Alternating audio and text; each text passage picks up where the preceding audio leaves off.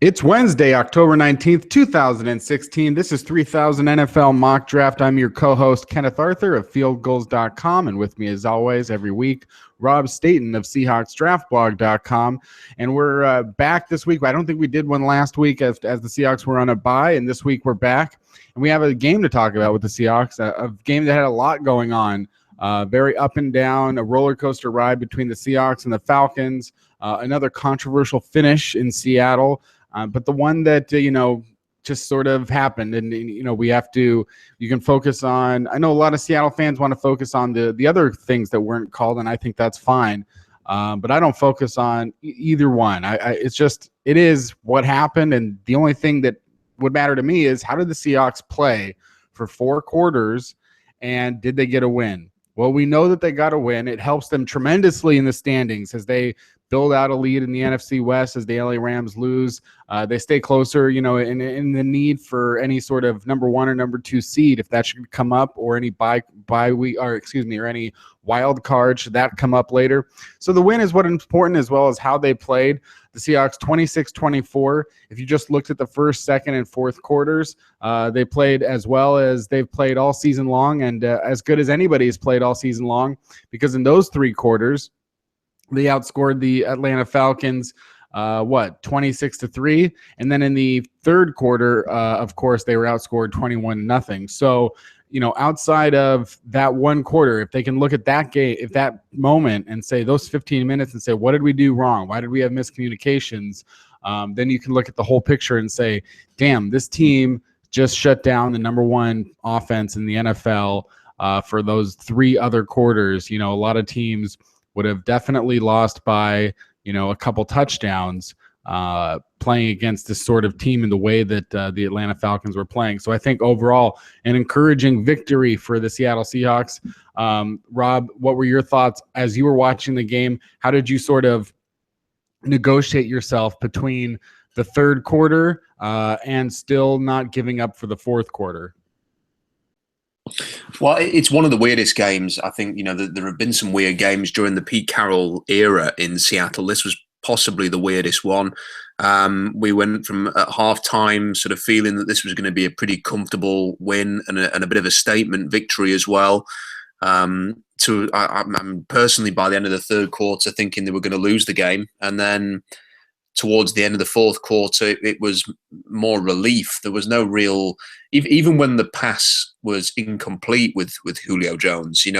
I've watched the game twice, and the crowd reaction. I'm not sure whether they thought that Jones had caught the ball, because I guess it's hard to tell from a distance if you're in the stadium.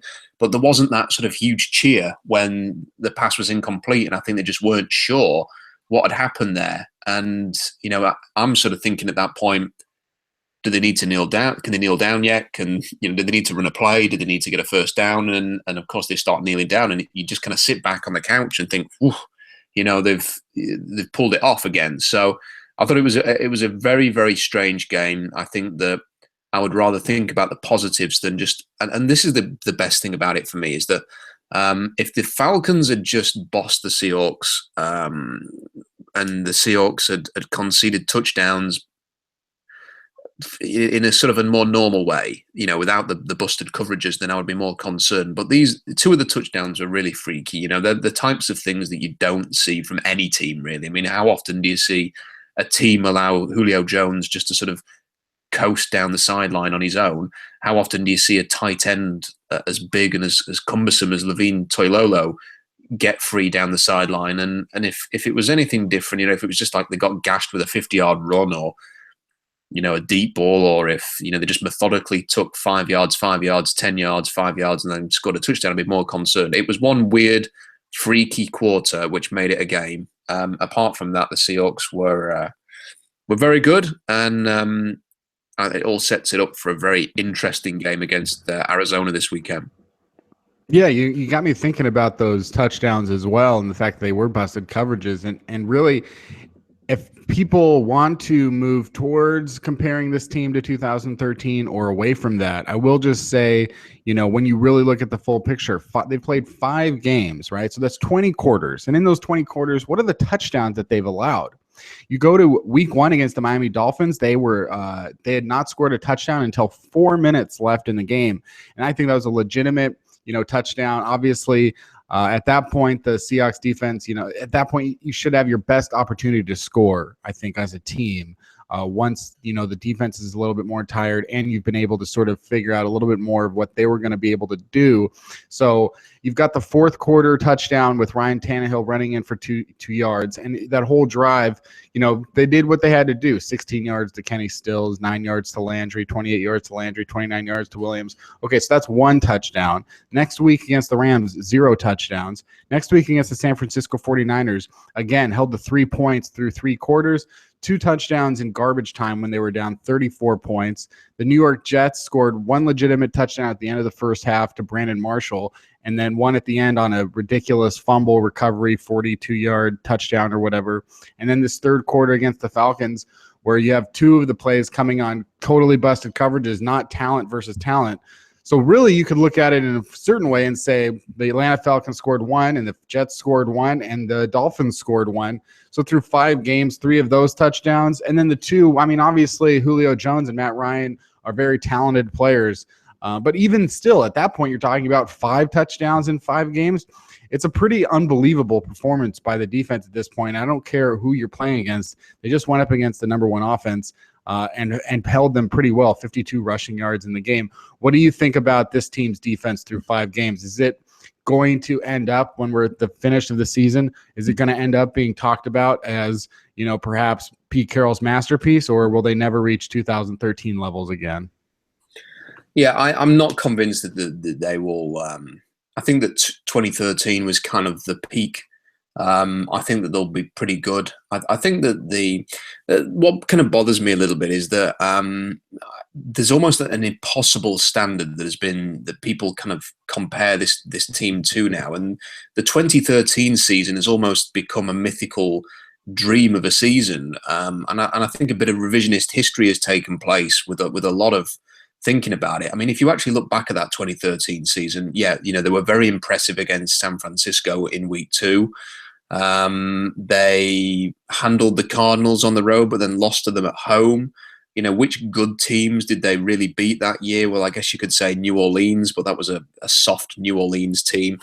Apart from that, the 49ers, there's not really, it wasn't a very difficult schedule, and they looked like crap in a few of the games. I mean, like the Rams on the road on Monday Night Football, who did the Rams have as quarterback that day? It was like Mumbly Joe or something, and the expectation was that Seahawks were just going to steamroll the Rams, and they needed a 4th down stop for the last play of the game from Brandon Browner to win that one.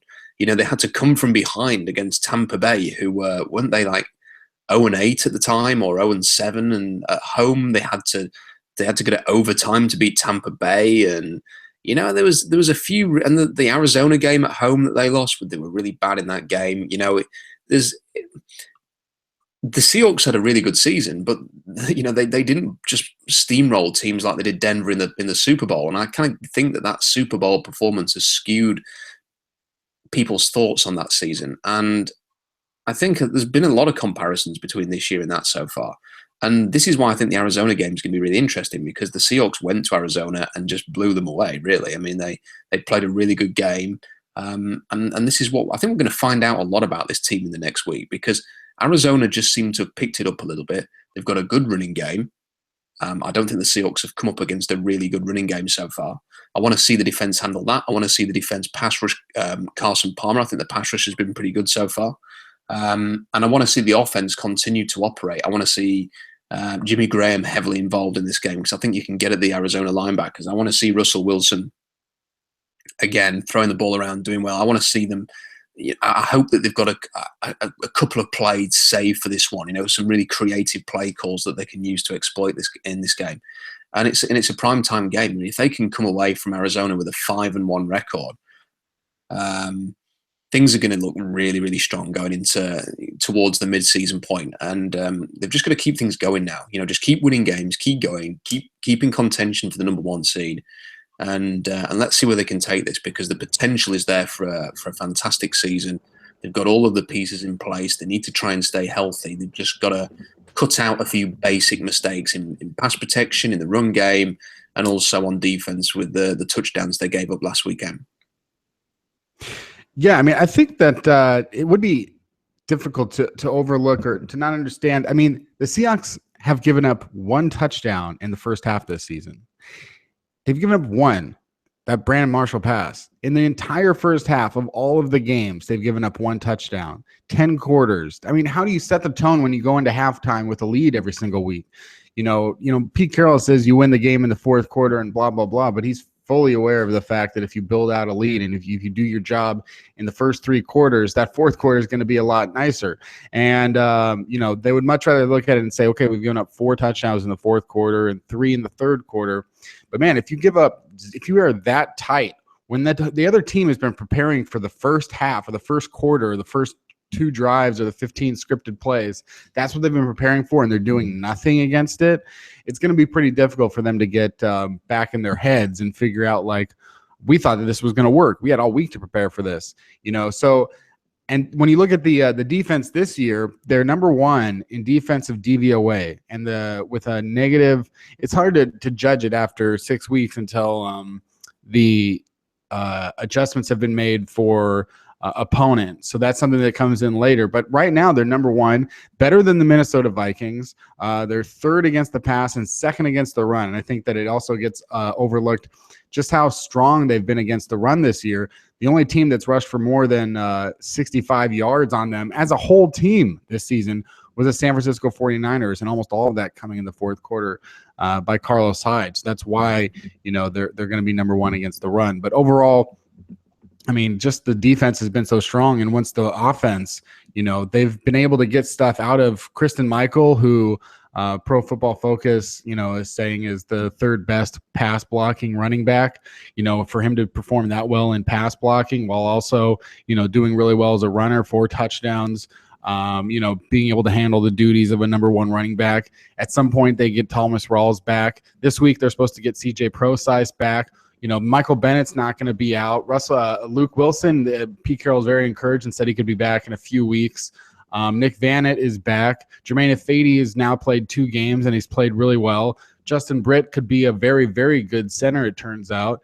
Everything you really look at, and you say that the offense should only get better from here on out with Doug Baldwin and Jimmy Graham and Russell Wilson, improving as well as the season goes on. So, you would hope that if everything goes as it should, they should be better by December. And we've seen Russell Wilson throughout his career play better in the second half of the year compared to the first.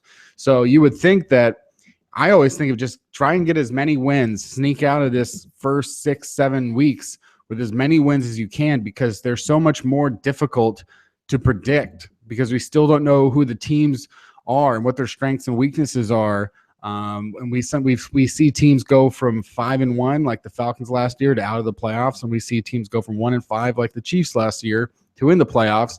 So it's like you don't really know how strong these teams are. But the Arizona Cardinals have won their last 2 games, and they just blew out the Jets on Monday night. They get to play on Sunday night, so a couple of extra hours of rest. But they come out with their best performance of the season. I mean, they beat the Bucs 40-7 in week 2. But they've just like the Seahawks a couple weeks, going into the Falcons game, they didn't really beat anybody. They beat the San Francisco 49ers and the Jets, just like the Seahawks did. And they needed to prove themselves against someone of note, which would be the Seahawks. So what are your thoughts on the Arizona Cardinals right now at 3-3? Are they overrated, underrated, a sleeping dog, waiting for, its moment to bark on someone? Every game that they haven't turned the ball over 5 times, they're 3-1 in those games. They've done that twice. So what are your thoughts on the Cardinals right now? Well, I kind of feel with the Cardinals that maybe they were never as good as people thought in the preseason, and people were tipping them to be, a really great team. I don't think they were ever quite as good as that.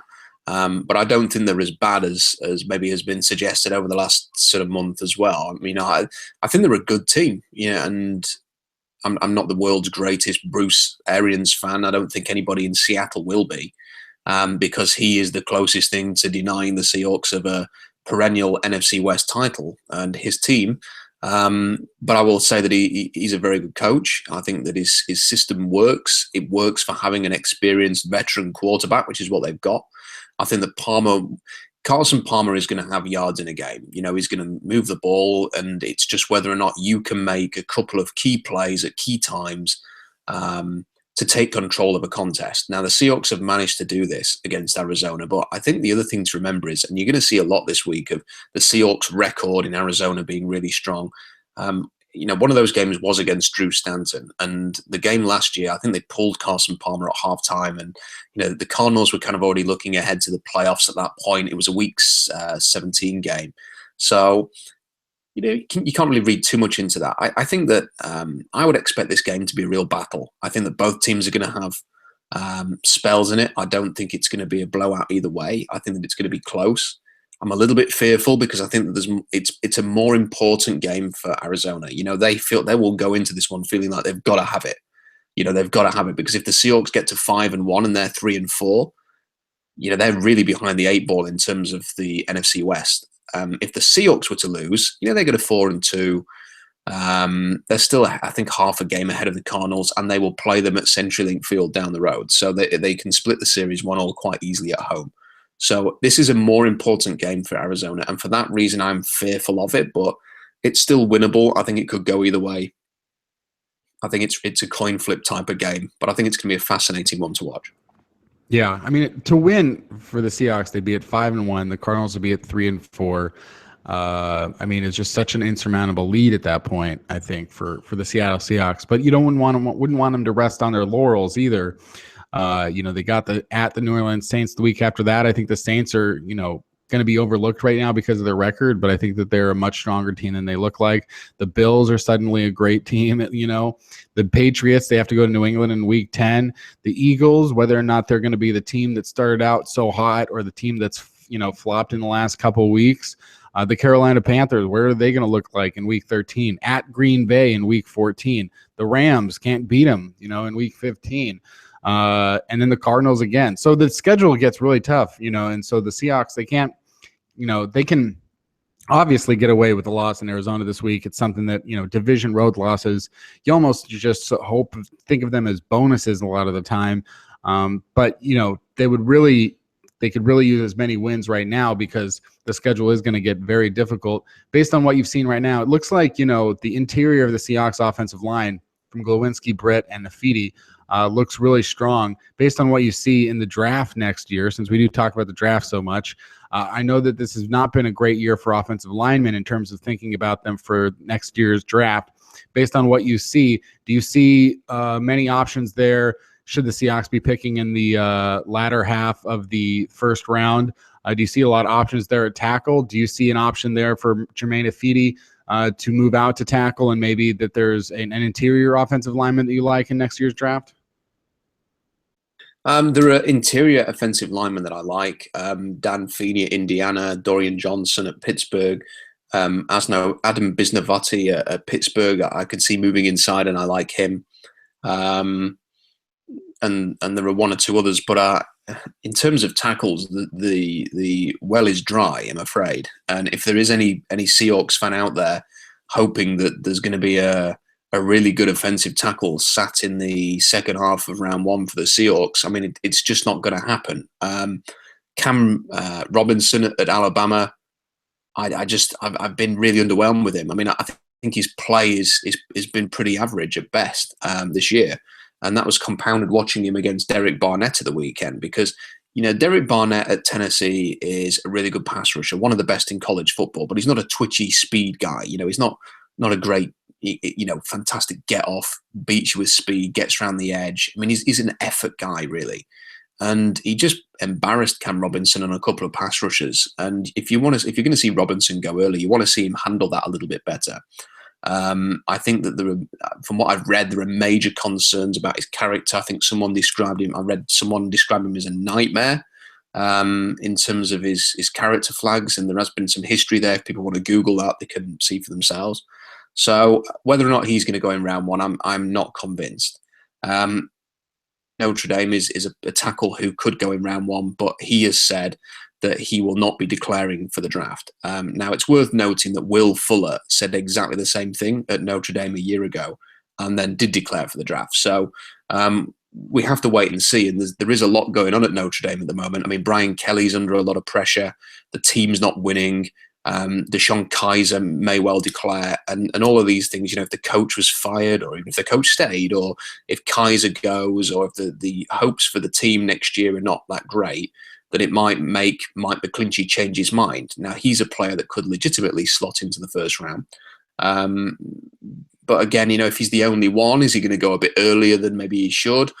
Is he going to be in range for the Seahawks? Is he going to be the kind of player they look for? He's very, very tall, and they've kind of stayed away from very, very, very tall offensive linemen, apart from Breno, because of the leverage issues. So I'm not sure that tackle is going to be a position that ultimately they're going to spend a high pick on, because the options just aren't there. I'd be very surprised to see them take a guard unless it was an insane athlete like Jermaine Ifedi. So I would imagine what the plan's going to be there is that Ifedi and Glowinski and Britt are going to be trusted this year to show some improvement and to continue to develop and to create a nice interior. That Gary Gilliam will be kept on the tender. I think they could probably keep him on a second-round tender and have him for another year. That maybe they will re-sign Bradley Sowell, because why not? I mean, you might as well just have him on the roster at least through camp. And that Reese Odiambo will be competing at left tackle and left guard maybe to start, and that maybe this redshirt year for Reese Odiambo, and maybe next year he could potentially be the left tackle of the future. I mean, that would be a nice bonus for the Seahawks. But I think that they're kind of the guys that they're going to go with are probably on the roster already. And it might mean that they look at different positions in a draft that is going to be really strong at defensive back. It's going to be really strong on the edge rush and on the defensive line. It's going to be strong at linebacker, and there's going to be some depth at running back as well. So, and tight end's pretty good too. So, there are lots of different positions that they might look at instead. Yeah, speaking of some of the other positions there for the Seahawks, we've seen Christine Michael come in now, 5 games, 81 carries for 354 yards, 4 touchdowns, 4.4 yards per carry. Not much to speak of in the passing game. He's got 15 balls. Not going for much, but, one of them is a touchdown. So, I think that's not part of his game anyway. They want the first and second down, and maybe that's what they have CJ Prosise for, who's going to be supposedly coming back this week. So that's not necessarily the big thing, but just in terms of being that number one running back, Christine Michael has at least given himself a chance to prove that he deserves a contract from someone else in the offseason. I think that it's going to be interesting to see how teams approach it, given the continuous evidence that it's a bad idea. And, the latest being Doug Martin, who's missed, he was the big free agent signing of this year, and he's missed all but 2 games. He's going to be out for even longer than, I think some more news came out today that he's going to be out even longer. He wasn't playing well. Last year's big free agent signing was DeMarco Murray. Didn't work out for more than 1 year in Philadelphia, and had to renegotiate his contract when he was traded to the Tennessee Titans. The highest paid player at running back is Adrian Peterson. He was not good at all, and then went on injured reserve. So it'll be interesting to see what Michael's value would be if he is healthy and if he played at this level for the whole season. Though they do have Thomas Rawls coming back. They have Alex Collins. They just drafted Alex Collins, and they've got him, and he sort of plays a part and could play a part next season, though we'll see. We've seen other running backs on the Seattle roster like Spencer Ware and Robert Turbin, guys that they drafted. They didn't hold on to them for the entirety of their rookie deals, and so it should be interesting to see what they do there. How do you see it playing out when Christine Michael becomes a free agent with Thomas Rawls? If he comes back, and let's just say in this scenario, Thomas Rawls comes back and he's healthy. You've got Thomas Rawls for another couple years on his deal. You've got Christine Michael, who's going to be asking for, at least maybe like $5 million a year. Even if it was $4 or $5 million a year, it's a lot to be paying a running back, given the landscape and maybe the draft next year. So what do you think happens with Christine Michael, the free agent, and what do you think the Seahawks could do in the absence of Christine Michael, given the sort of availability in the draft and their history and track record with that position? Well, I certainly wouldn't be interested in paying Christine Michael $5 million a year unless he, takes another step forward between now and the end of the year. I think with Kristen, he's a good player and he's playing well for the Seahawks and he's doing a really good job because there's a lot of pressure on him right now because Rawls is out, Procise has been out, Spiller has just come to the team. Alex Collins seems to be a bit of a bit part player at the moment and a depth kind of guy. So there's a lot of pressure on Kristen Michael. He has to deliver. And he's being relied upon a lot. And he's doing a pretty good job. His pass protection is really good. He's scored a couple of touchdowns. There's only a couple of negative plays on the weekend. And for me, that was when he dipped out of bounds 2 yards short of the first down line, which was ridiculous. There was no need for that. And I think he could have got the first down on the play, which ended up being fourth and about an inch, and Pete Carroll decided to punt the ball. I think that there was, if he just, and he has done this in one of the previous games, just get to the line and then just have a little launch yourself, just propel yourself and leap and just get that extra yard. And he would have had the first down, and he didn't seem to do it. And I'm not sure if that's because he got a big hit earlier in the game and had to go through concussion protocol, which is why Collins came on and got the touchdown.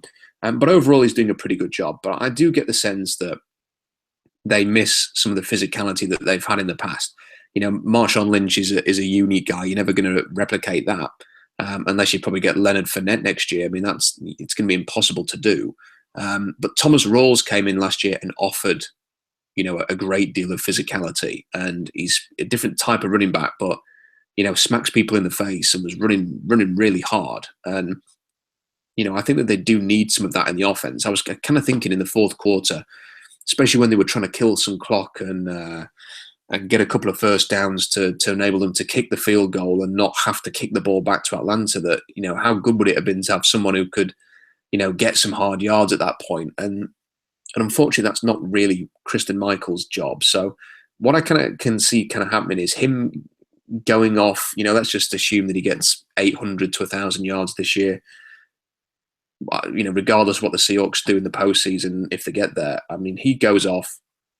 I can see him testing free agency and potentially ending up back in Seattle because teams are going to be a little bit wary of him after he's been paid because of what happened after he got drafted. And we'll have to see what happens. And also the Seahawks are going to have to need to assess this as well, because if Thomas Rawls can't stay healthy and if Kristen Michael is on perennial short-term contracts, they're going to need, I feel, some more long-term solutions and somebody who can maybe be a cornerstone for them. And if there ever was going to be a draft where you would consider drafting a running back, again, early-ish in the first 3 rounds, it'd probably be this one because there's some really nice options in the draft. And adding one in the first 2 days of the draft could be a distinct possibility for the Seahawks. If we saw 11 more games out of Kristen Michaels in the playoffs and we saw basically the same things, where would you slot him among these players? I'm just list some of these players recently paid. Lamar Miller makes $6.5 million a year with the new deal he signed with the Texans. Chris Ivory, $6.4 million in the deal that he signed with the Jaguars. CJ Anderson got $4.5 million from the Broncos. Shane Vereen is getting $4.1 million from the Giants. Matt Forte is getting $4 million from the Jets. Ryan Matthews is getting $3.6 million from the Eagles. And D'Angelo Williams, here's a steal, $2 million from the Saints. So from the Steelers, that's got to be one of the best. And that's where you really, that's your sweet spot, really. If you can find that, that would be amazing. But as far as Kristen Michael, where would you slot him among, say, some of those players like a Matt Forte or a Ryan Matthews or a CJ Anderson? Well, I've never been a big fan of. I liked him in Miami, and then he went in the 4th round, and then didn't do anything with the Dolphins. And I know he had a good game for Houston the other day, but never been a huge fan of Miller's. And for the price that he cost, I would want a bit more than they're getting at the moment. Ivory, I've always liked Chris Ivory, and I know he's got a few issues with his health, but always liked him. Not a big fan of CJ Anderson, and I don't think he's for long as the lead running back in Denver. Vereen is what he is. He's a role player, pass-catching type. Matt Forte has clearly seen better days and is not the same player, which is why Chicago cut ties. Matthews just can't stay healthy. D'Angelo Williams is a nice supporting. Pittsburgh do a pretty good job of like finding depth in their offensive skill positions, and that's good for them with Le'Veon Bell when he misses time. So of that group, I don't think there's anybody I would necessarily put ahead of Christine Michael. I think that maybe Chris Ivory would be. That's a personal opinion, but the thing that we've got to remember with these guys is that Miller and Ivory and Anderson, they're all of certain character. And I think the reason why Christine Michael, when he gets to free agency, probably will struggle to get the big offer is because teams will look at how he approached his career when he'd been a second-round draft pick and it was not good.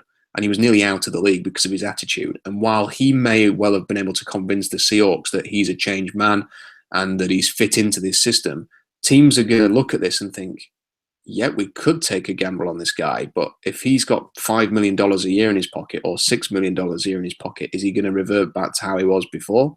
And, is he kind of a certain character that he can only play well in a locker room that has a lot of veteran leaders? Now, the Seahawks have got Cam, they've got Sherman, they've got Russell, they've got Baldwin, experienced coaches as well. If there was somebody, to pluck a team out of thin air, like Cleveland, for example, who are thinking of signing this guy, and they look at their locker room and they say, well, we've got no veteran leadership. We've got a head coach that hasn't really proven anything. Can we trust this guy in that environment? I think they'll probably say no.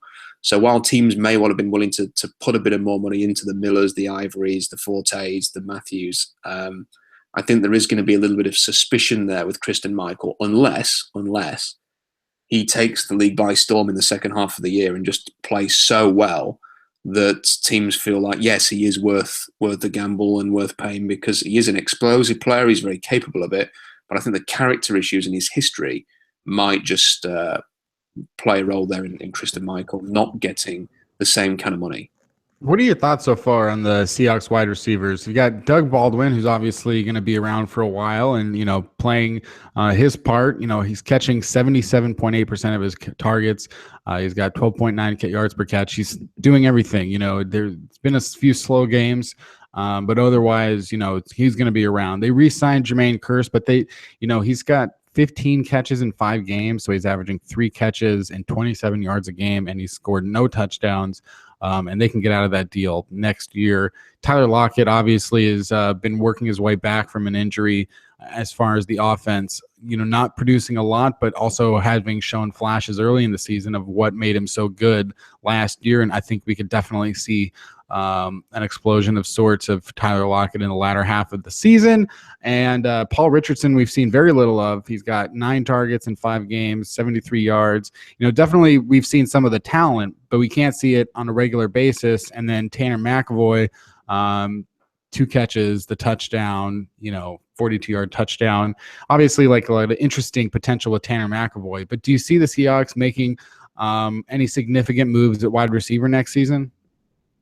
Well, I think it's very interesting. I think we've seen a sea change in Seattle's approach to their receiver group, because in 2012, 2013, 2014, and the back end of last year, I don't think they were. It is what it is. They didn't feature players. They basically had such a balanced group.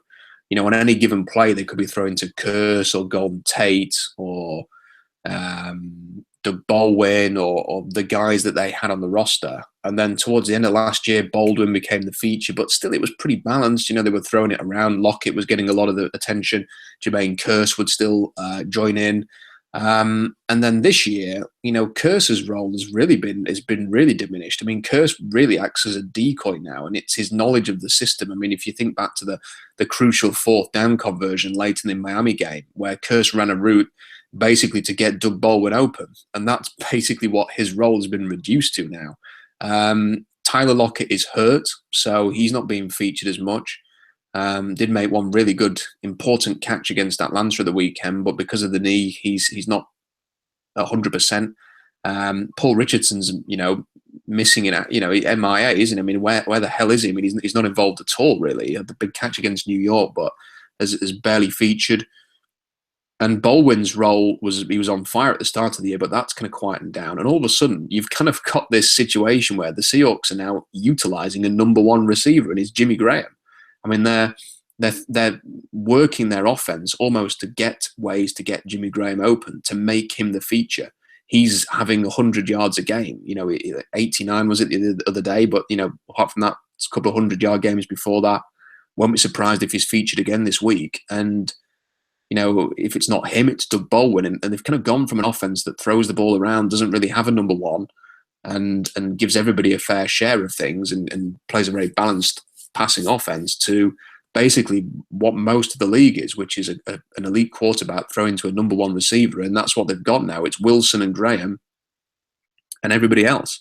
As for whether or not they could add another one, possibly. I mean, I think it's maybe more likely to be someone who is unique with a unique skill set than just adding someone for the sake of it, because they do have, Curse is tied up relatively long term. Baldwin is, Lockett is, Graham has another year in his contract, and if he's playing like this, then that's going to get extended.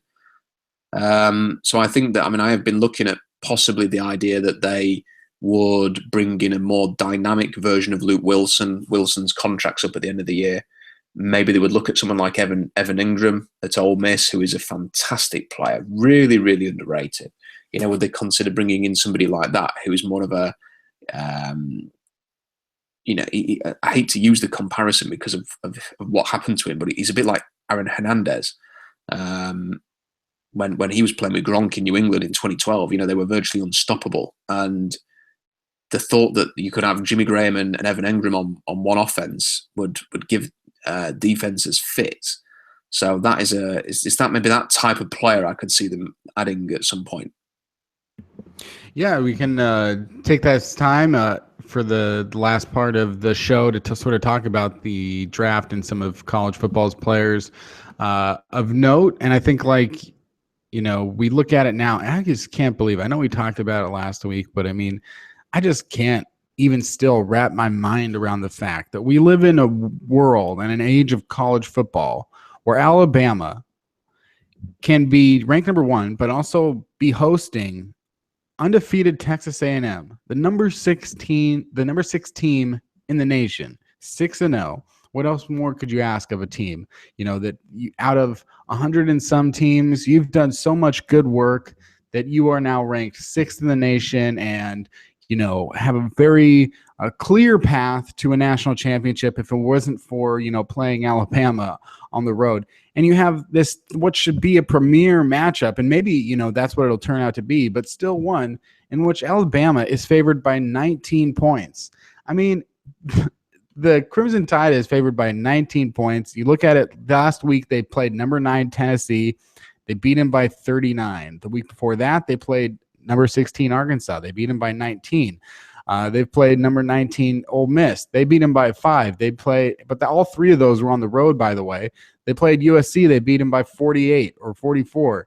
They just slam everyone that they play because they're so much more talented. There's no way to make it even. There's no way everybody that's the best player in the nation goes to Alabama. So that's what you got this week.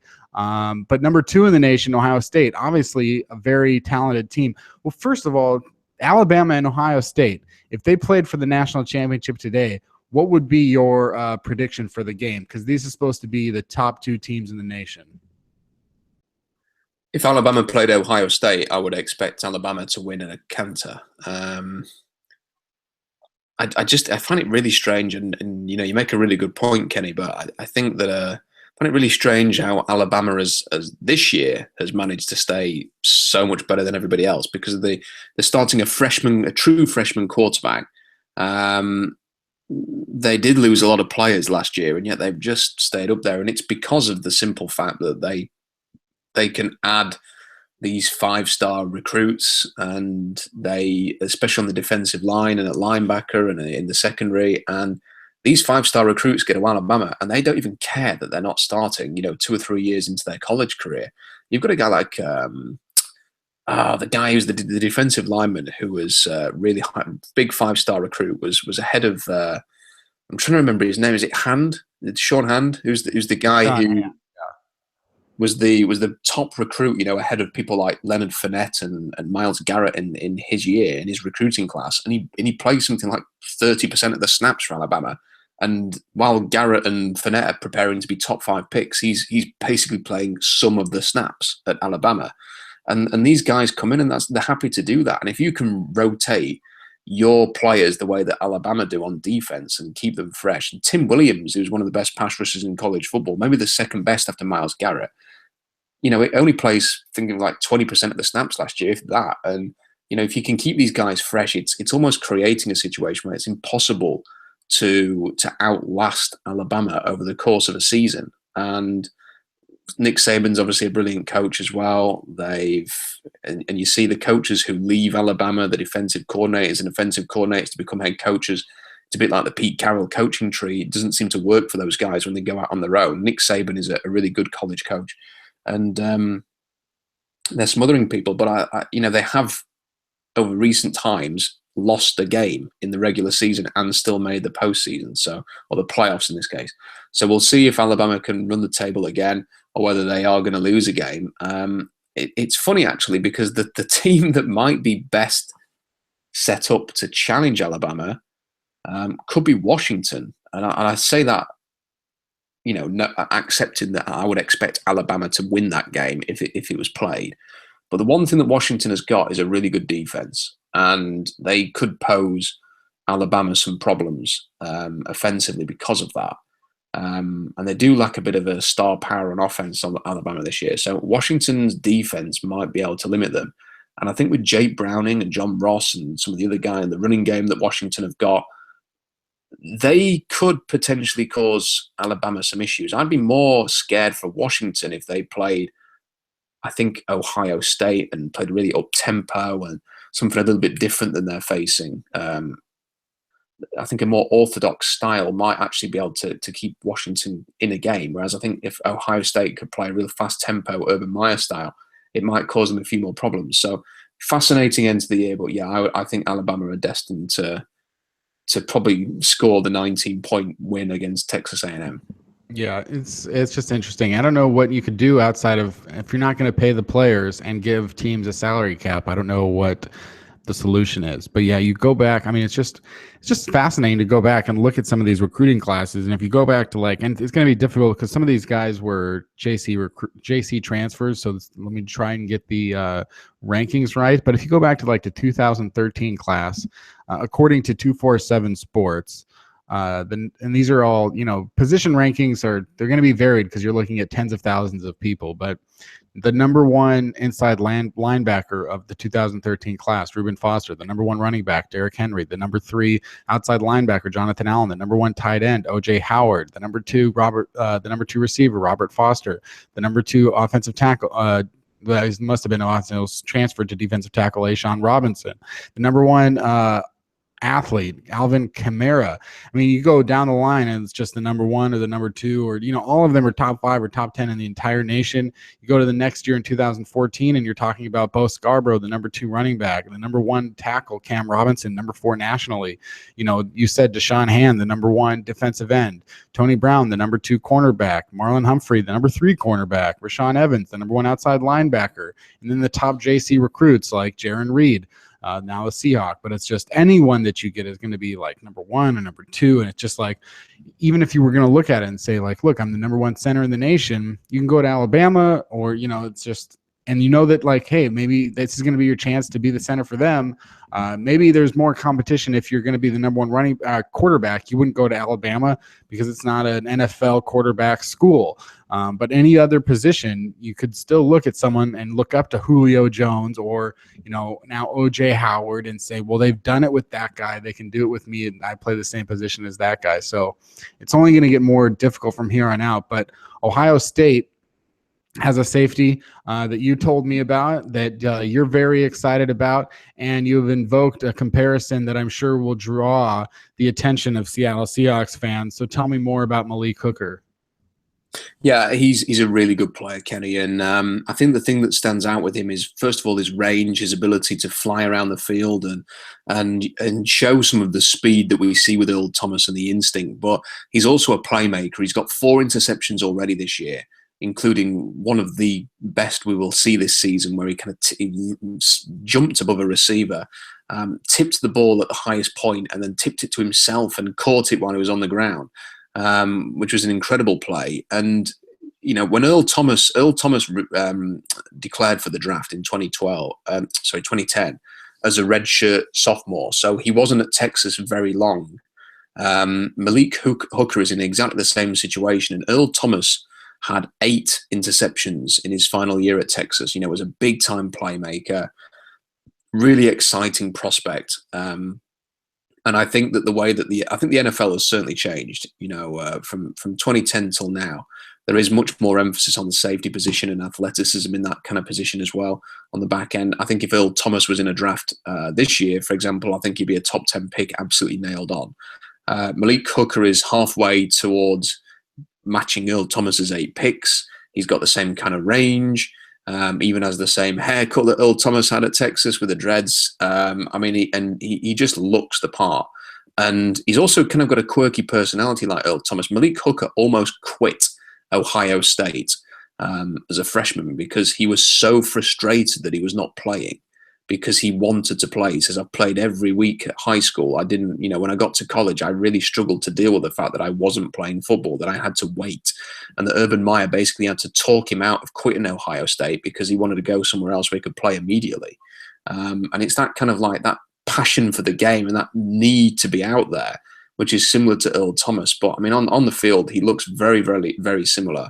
And when sometimes you just watch a player and you think, wow, this guy's got it. This guy is going to be special. And we saw that with a few players last year. And Malik Hooker just looks like a guy who is going to be a really high draft pick. It would not surprise me at all if he works his way into the top 6 or 7 picks next April. Yeah, and we don't have time to go over the whole mock draft this week. I think it's good that we spent a lot of time talking about the Seahawks, but yeah, we didn't. So I think we can maybe just touch on a few points. And you have put Malik Hooker in the top 10 there in your latest mock draft, and talked about maybe sort of the fit there and what you think that does for a team, whether it be San Diego or someone else today, where you're seeing.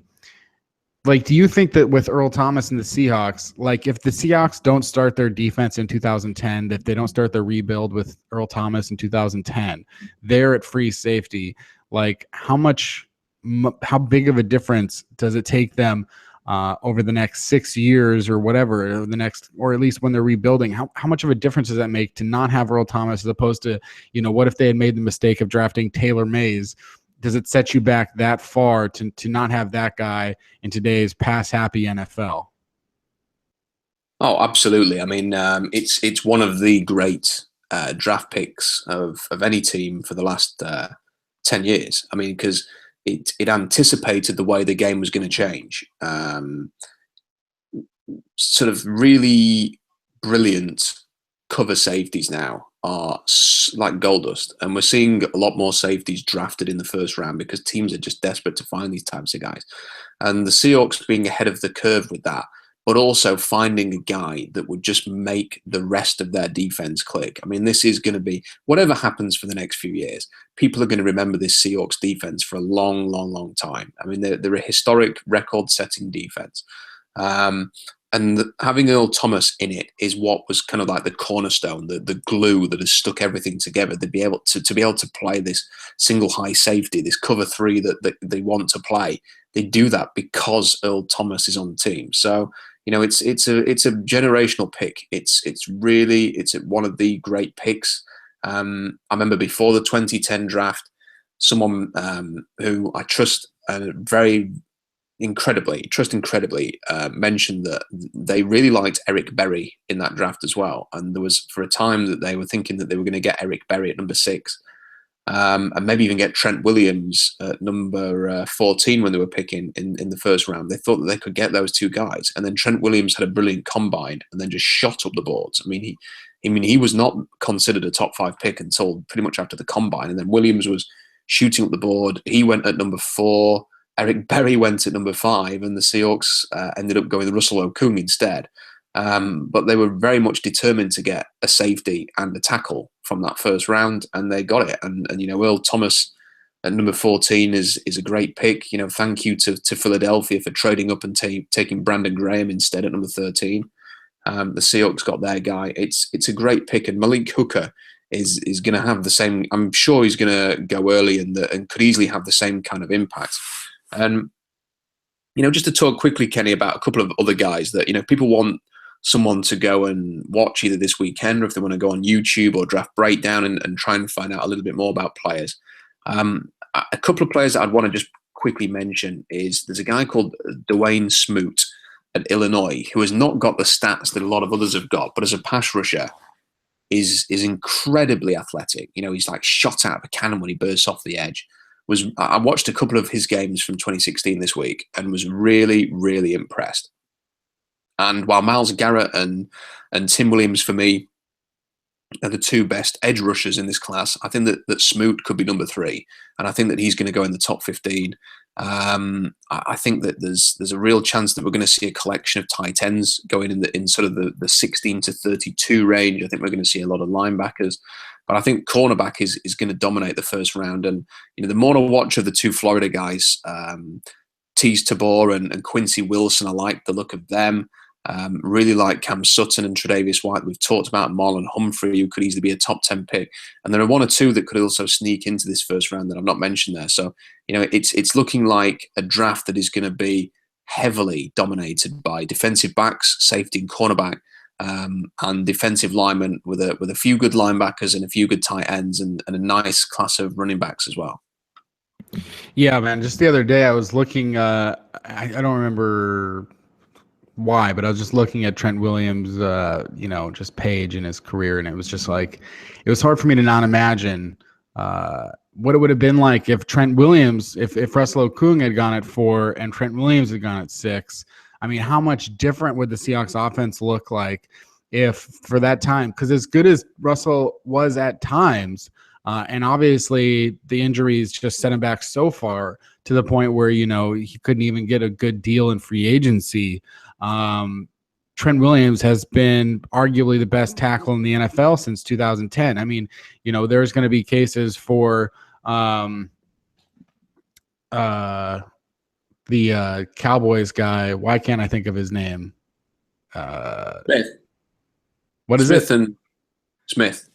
Yeah, I don't know. I just have a total brain. And Thomas at Cleveland as well. Whatever. Yeah, there's so much. There's so many variables, and it's so difficult to judge that we can at least say that Trent Williams is one of the top 3 or 5 offensive tackles in the NFL in his career, and there's no question about it. And he's been that good that if the Seahawks had that guy for these last 6 years, I mean, you're talking about replacing, I'm going to say at the most part, an average to a hair above average left tackle over the course of his Seattle career with a dominant left tackle. And that's such a huge difference that I wonder what it would have been like. And I even remember on draft day being thankful that Trent Williams went at 4 so that Okung could go at 6. I was more happy about getting him than I would have been about getting Trent Williams. And, so it turns out that wasn't the right thing to be rooting for, but it doesn't really, in the grand scheme, matter, But in terms of getting the player that, would be a dream scenario, let's end on one more note that is a dream scenario, because this is not – the Seahawks have already won 4 games, so this is pretty much impossible. But if the Seahawks were picking number 1, I'm kind of curious, so we can just sort of imagine for this one chance that we get to imagine it. Rob, if you were picking for the Seahawks this next season and they could have any player – in the draft, how would you rank the desirability of adding Myles Garrett, Leonard Fournette, or Jabril Peppers in next year's draft for the Seattle Seahawks? 1, 2, and 3. How would you rank those guys for this team? That's a great question. I mean, all 3 would have a tremendous impact, and just to quickly run through it, I think that Myles Garrett, if you were to add him to a rotation with Averill and Bennett and Clark, and I think Cassius Marsh is having a really good year as well. I mean, that is a pass rush that could rival Denver's last year, which won them a Super Bowl. So, that's one thing you have to consider. I think Peppers would slot fantastically into a kind of hybrid linebacker safety role. and could even long term be a replacement for Cam Chancellor at strong safety. So, that and just a really athletic, dynamic player that the Seahawks love on defense. And then there's Leonard Fournette, who, what a player. I mean, he just an incredible, incredible player. One that is just so rare. Is a unique, special individual who has the character to match the talent.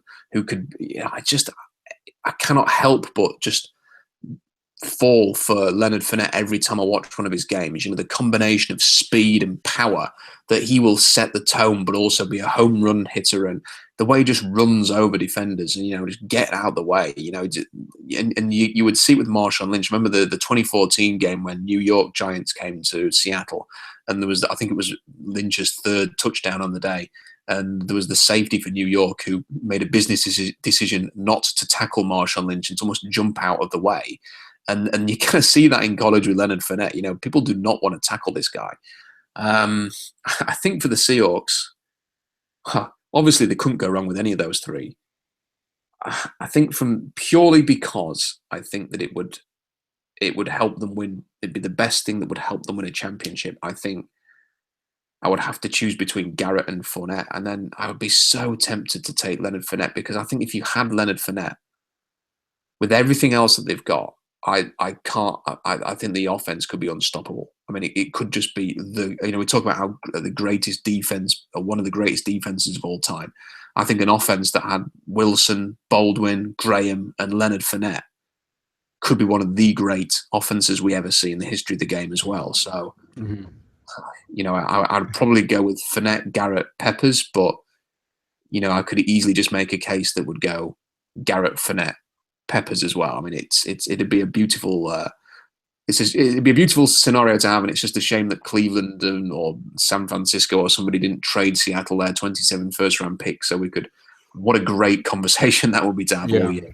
Yeah, it's something that does happen, though it's rare, is the teams that trade for future first-round picks and are good when they get to cash in on those top 10 picks. But yeah, it's definitely not going to happen this year for the Seahawks unless something really shocking happens.